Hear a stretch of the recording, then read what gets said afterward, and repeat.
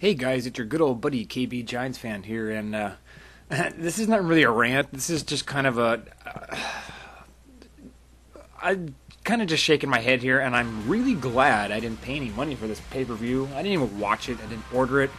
Wrestlemania is something I order every single year, except for this year. I should have made this video beforehand, because I could have predicted every single outcome except for one match. That was the most predictable freaking WrestleMania in history, okay? The Miz defeated Wade Barrett, duh. Hopefully Barrett moves on above the Intercontinental Championship, and the Miz, you're not awesome, dude. You're pretty fucking terrible. I don't like Miz. I don't know what it is about him. He just irritates me just looking at him and hearing him talk. Whatever. Hopefully Miz just stays in the mid-card and they don't make another stupid mistake like they did back at WrestleMania 27. But like I said again, I'm not complaining, but this had to be the most predictable pay-per-view in history. I'm not talking WrestleMania. I'm not talking anything. Everybody, God, one outcome I didn't predict.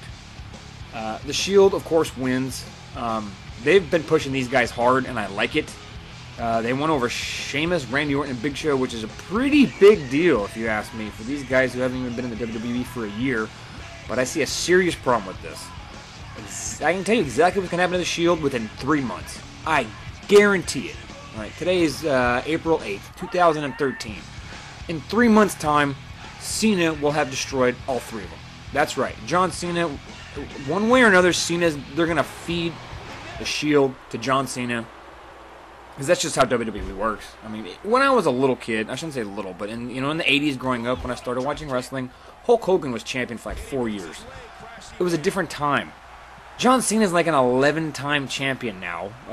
Sorry to freaking spoil anything, but of course, wait, I'll just get to the main event in a minute.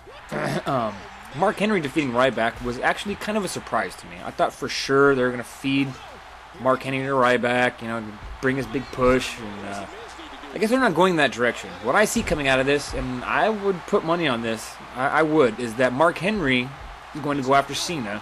They're going to play the whole underdog thing again.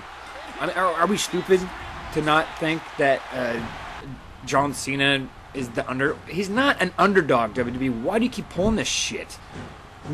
He can't. There's no way he'll be able to attitude adjustment Mark Henry. Mark Henry will smash him a few times on Raw, and they'll come to the next pay-per-view, whatever the fuck it is, and I'd bet money Mark Henry is next for John Cena. He's going to be the next one who goes down. I don't think those two have really ever feuded before, and I think that's the direction they're going since Mark Henry's nearing the end of his career.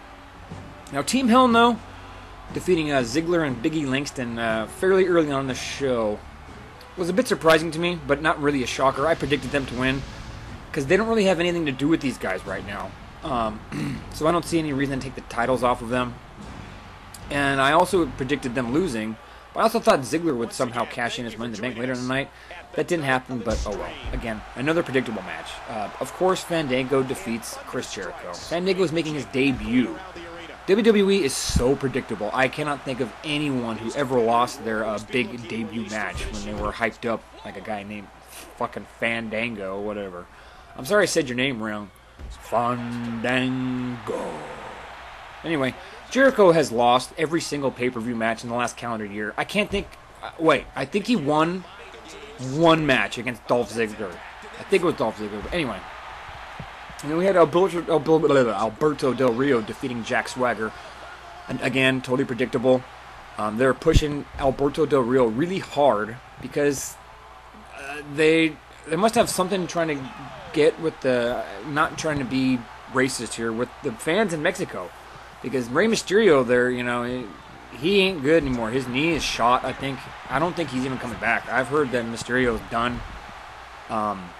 And Sin Cara just hasn't worked out like they thought he would. So Alberto Del Rio, they are pushing him. They are pushing him hard, and it's going to continue that way. So I do have a feeling that Ziggler's got to cash on him fairly soon, and that's going to be his next feud. But anyway, CM Punk and Undertaker. I truly, truly think CM Punk is probably the best thing that WWE has going right now. But if any of you really thought Punk was going to beat Undertaker, you might have to have your head examined. Undertaker will never lose at WrestleMania. There's only one opponent who probably will beat him. It's probably going to be next year. Oh, to end his career, John Cena.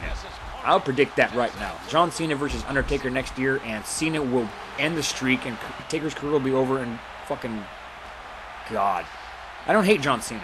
I really don't. It's WWE's fault. Don't blame the man. It's just his job that he's doing, man. It's not his fault, but I think it's a joke. And Triple H defeating Brock Lesnar is a big fucking joke. What's the point?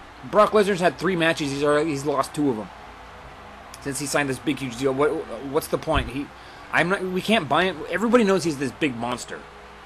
He can't lose to Cena and fucking Triple H. It's a joke. Brock Lesnar's a beast. He could beat anybody's ass on that fucking roster. I guarantee it, dude. There is no way anyone on that roster could take him down in a real fight. Nobody has a chance. In my personal opinion, that is. I'd love for someone to name one guy who would stand even remotely a chance of lasting 5 minutes in the ring with Brock Lesnar. Even the injuries and all that, and the surgeries and stuff that he's had, because he had some pretty serious infections and whatever problems he had, health problems, so. And finally, John Cena defeats The Rock.